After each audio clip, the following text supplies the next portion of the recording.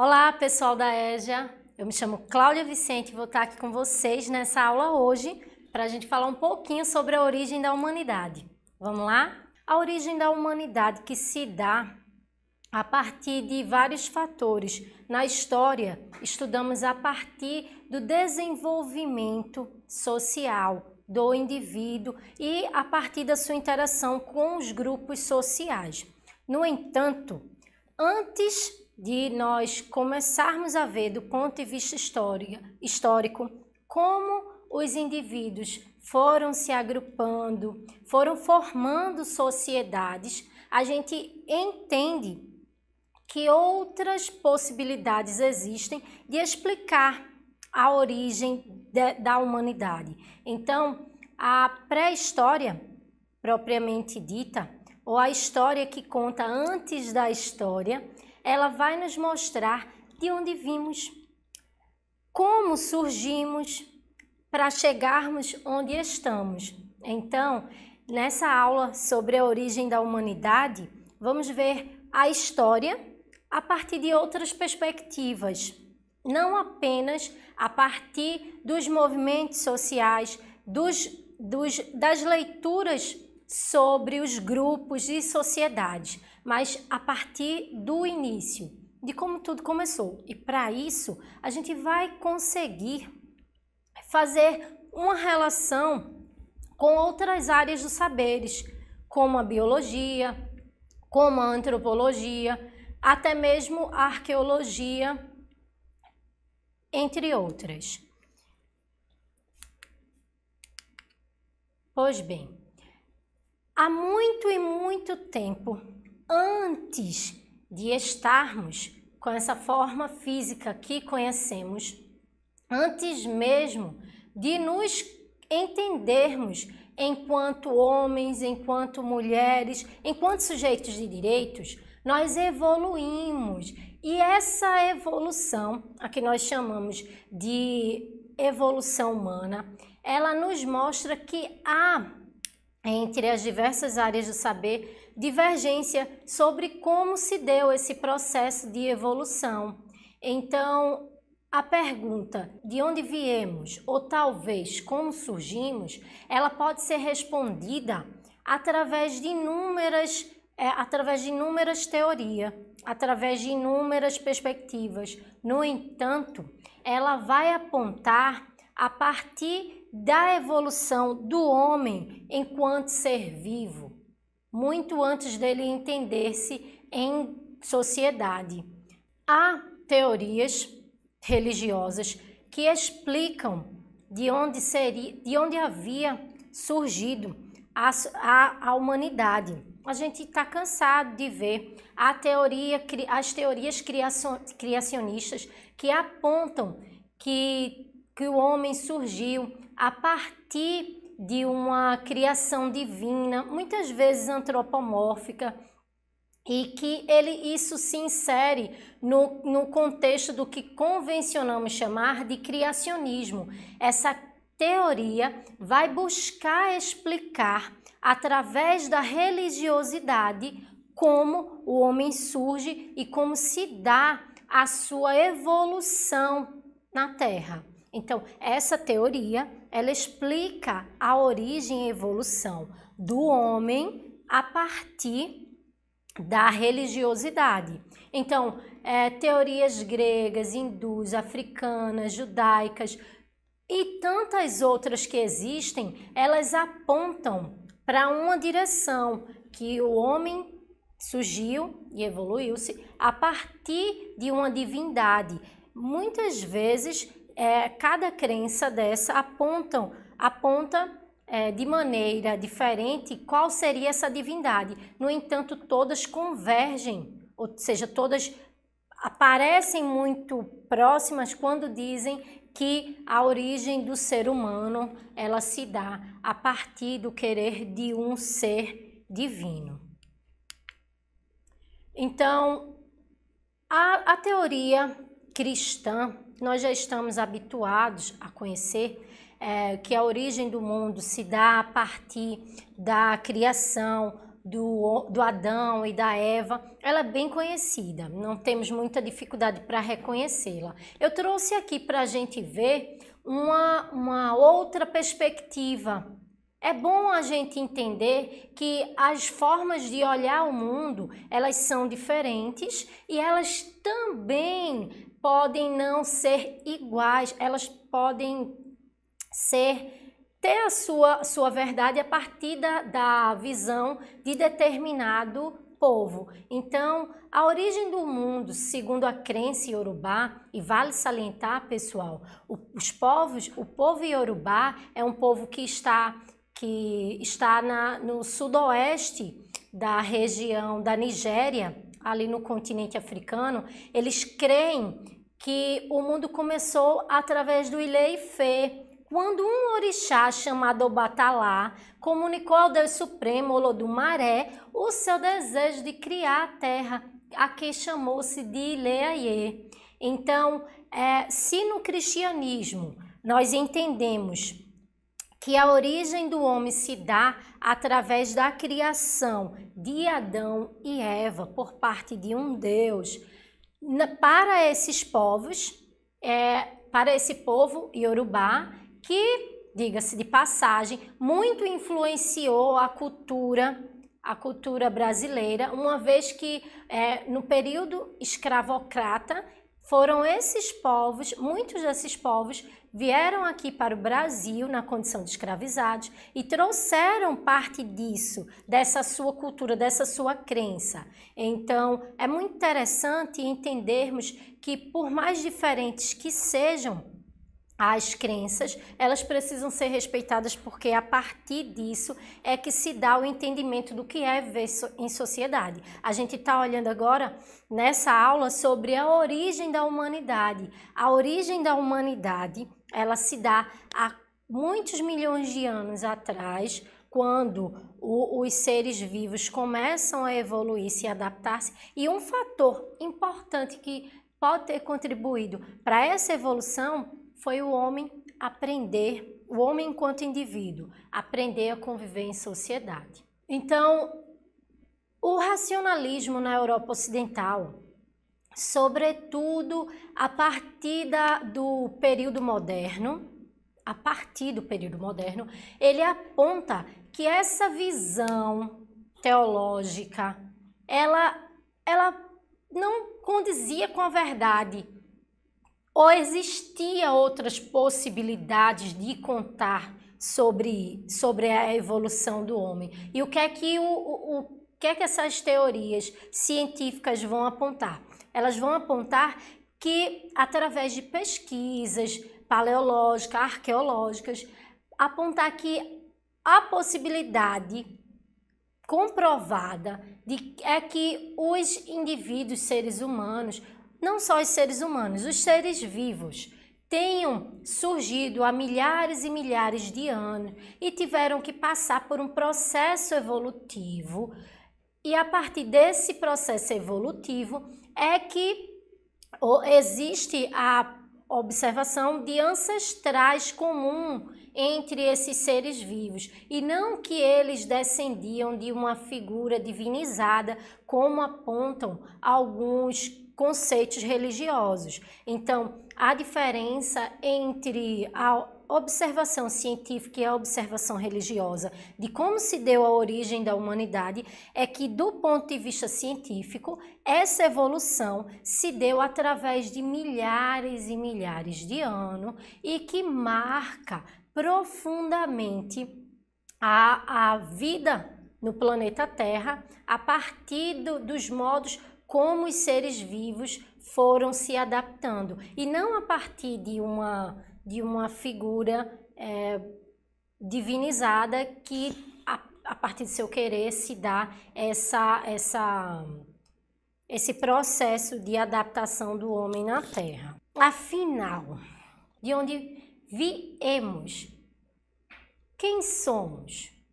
Como fomos formados? Eu acho que essa é a pergunta que ela embala toda uma existência. Em algum momento da nossa vida, se não pensamos ou ainda vamos pensar, a gente reflete sobre como se deu esse processo de evolução. No momento, andávamos apoiados em 4 membros. Depois, conseguimos observar que poderíamos caminhar a partir, utilizando apenas 2 membros. Como se dá isso? Como aprendemos a dominar o fogo? Tudo isso vai passando pela nossa cabeça. E a história vai apontar para a gente, considerando uma série de fatores, considerando os estudos que outras ciências apontam, porque é necessário, para chegarmos a essas colocações, termos consciência de que estudiosos como os arqueólogos, como os paleontólogos, eles estudam essa evolução dos indivíduos ao longo do tempo, que nos vai dar base para chegarmos a determinadas conclusões, como, por exemplo, que os hominídeos são os nossos ancestrais mais próximos, porque eles são do gênero Australopithecus e também de onde vem o gênero humano. E dentre os Australopithecus encontram os Australopithecus animensis, que teriam vivido entre 4,2 a 3 milhões de anos atrás. Dentro dessa evolução, a gente aponta, pessoal, observem a imagem desses indivíduos, de como a natureza aponta para que esses dados científicos condizem com esses dados científicos apontam o que essas teorias querem mostrar sobre a nossa evolução. Então, observem bem a imagem de como no processo evolutivo fomos mudando e como a ciência ela aponta isso através de evidências que a própria natureza ela apresenta. Então, o Homo habilis, que seria o primeiro hominídeo, que viveu entre 2,4 a 1,5 milhões de anos e que estaria mais próximo a nós, ele desenvolveu também a linguagem rudimentar, conseguiu aí a partir do processo de evolução ir apresentando essa evolução. Ele é um dos mais próximos ao homem moderno como nós conhecemos hoje. O Homo erectus, que tinha como característica, que está mais próximo do Homo sapiens, que seria, no caso, o antecessor do Homo habilis. Ele tinha uma altura que variava entre 1,30 m e 1,70 m, pesava aproximadamente 55 a 70 quilos e apresentava uma estrutura óssea bastante robusta, que é a do homem contemporâneo. Observem na imagem uma representação de como seria esse homem. E essa representação, pessoal, não é dada de forma aleatória. O cientista, o paleontólogo, o estudioso acha que ele deve ser assim. Não, é considerando a espessura do crânio, é considerando o DNA que eles analisam. Então, há uma série de fatores para chegarmos à conclusão de dizermos assim, o Homo habilis, ele é antecessor do Homo erectus, que, por sua vez, está mais próximo do Homo sapiens, que é, como nós podemos dizer, que está mais próximo também do homem contemporâneo, que apresenta características iguais ou semelhantes à nossa condição na atualidade. Já o Homo neanderthalensis, ele conviveu com o homem moderno, mas não se sabe ao certo. Há estudos que apontam que talvez o que tenha contribuído para a extinção desse homem tenha sido a não evolução, dada já o processo ali de desenvolvimento da agricultura, porque quando no processo de evolução a agricultura torna-se um meio de sobrevivência, de existência, esse homem ele não tinha evoluído. Muito provavelmente ele já dominava a técnica de criação de ferramentas sofisticadas, enterrava seus mortos perto dos objetos, mas foi extinto. Por quê? Porque no processo de evolução, do ponto de vista biológico, ele não conseguiu sobreviver às intempéries, diferente do seu sucessor, o Homo sapiens. O Homo sapiens, pessoal, aqui se diz que que corresponde o homem contemporâneo a nós. Ele tem características muito diferentes de seus antecessores. E o que é que essas características apontam? Elas apontam que para sobreviver, a natureza, ela foi aprimorando os sentidos, ela foi desenvolvendo nesse indivíduo competências que os antecessores não tinham. Então, se você diz assim, no processo de adaptação a gente cresce, a gente lá pequenininho, pensa que uma coisa é legal, aí vai crescendo e observa que aquilo não é mais legal.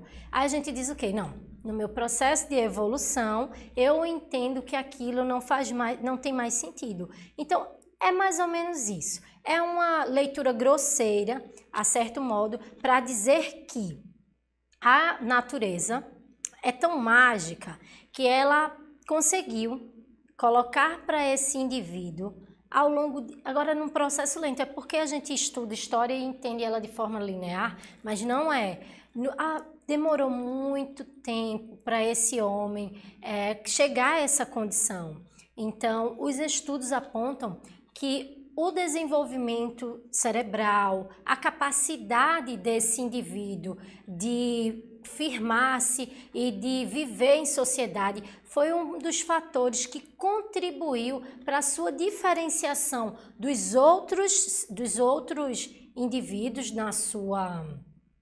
nesse processo evolutivo da sua família, e que isso é interessante para a gente, se formos comparar com outras espécies. Observem aí essa imagem e compare o cérebro do Homo sapiens com outro da sua mesma espécie. Então, observe pelo tamanho do crânio dele a diferença, porque o crânio é onde vai comportar. Então, provavelmente, nesse processo evolutivo, foi necessário ele se adaptar, e o que exigiu dele mais espaço, não só nessas funções, mas em outros, como em outros órgãos do corpo humano, para poder viver em sociedade.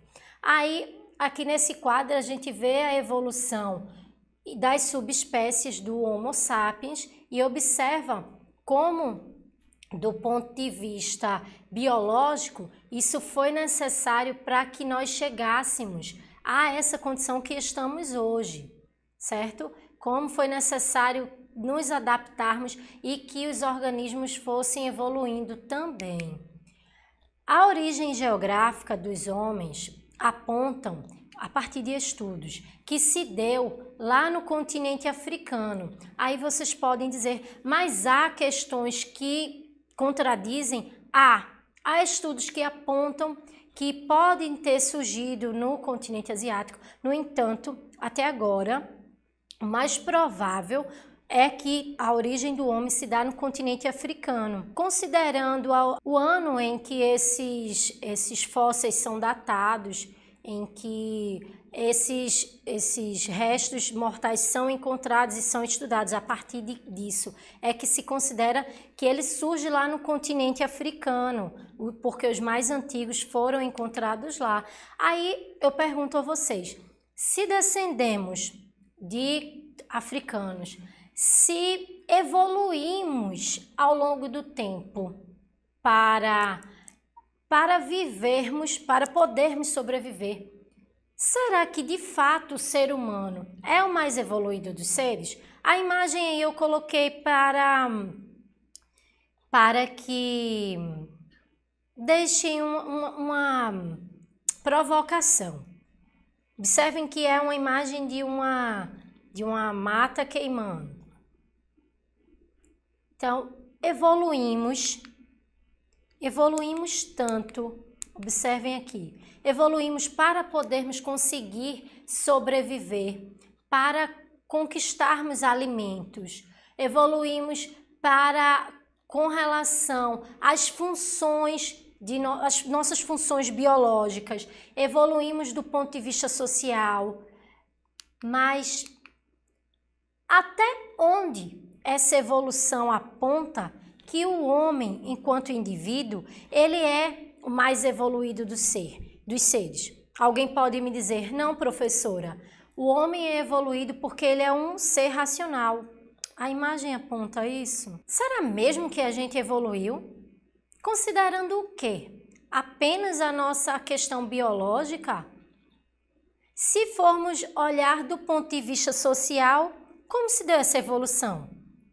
Vivemos numa sociedade completa ou carregada de preconceitos raciais, preconceitos de gênero. A gente classifica, estratifica do ponto de vista econômico. Então, evoluímos em que medida? Em que medida o ser humano pode considerar-se melhor que não melhor, mas mais evoluído que os outros seres vivos? É importante, numa aula de história, a gente entender que não buscamos entender a evolução humana apenas da perspectiva biológica. A perspectiva biológica vai nos apontar isso aí, que o homem descende de uma família dessa evolução aparecem os hominídeos, vão sendo classificados nesse processo evolutivo, e a partir dessa classificação chega ao homem contemporâneo. Então, nós não surgimos do nada. A gente surge considerando uma série de fatores que foram importantes, biológicos, certo? Mas também sociais. Então, a minha perspectiva enquanto professora, enquanto historiadora, é que não somos mais evoluídos que os outros seres.